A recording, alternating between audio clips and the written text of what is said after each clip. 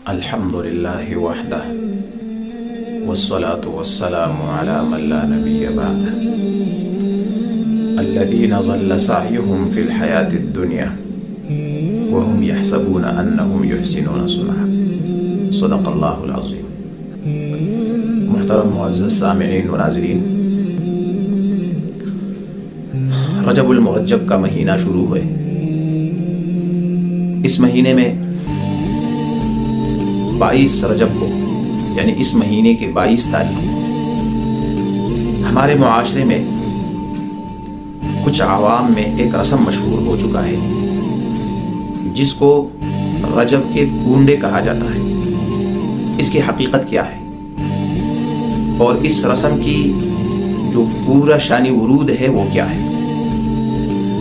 لوگ اس کو حضرت جعفر صادق رحمۃ اللہ علیہ کی طرف منسوب کرتے ہیں کہ یہ ان کی نظر و نیاز ہے، لیکن اصل حقیقت سے لوگ بے خبر ہیں.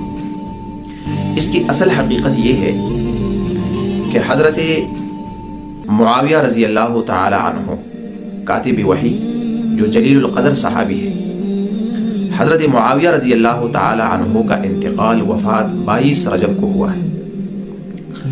لکھنؤ میں ایک شخص تھا، اس کا نام تھا امیر مینائی. اس نے حضرت معاویہ رضی اللہ تعالی عنہ کی وفات کی خوشی میں اس رسم کو جاری کر دیا تھا، اور اس نے حضرت معاویہ رضی اللہ تعالی عنہ کی وفات کی خوشی میں لوگوں کو کھانا کھلایا تھا، اور یہ ایک مستقل رسم بن گیا تھا اس اعتبار سے کہ انہوں نے اس پر خوشی کا اظہار کر کے لوگوں کے درمیان اس کو مشہور کر دیا.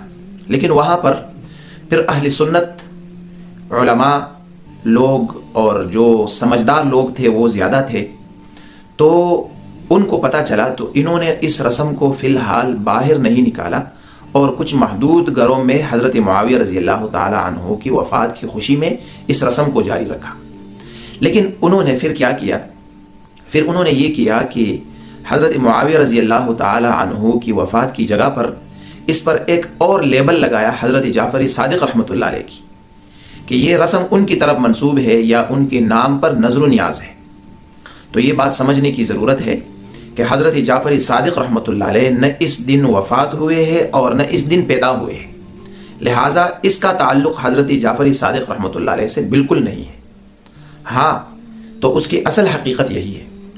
لہٰذا اب ہمارے معاشرے میں جو سمجھدار لوگ ہیں اور قرآن اور حدیث سے باخبر لوگ ہیں وہ تو یہ رسم نہیں کرتے، لیکن کچھ بے شعور اور کچھ ناسمجھ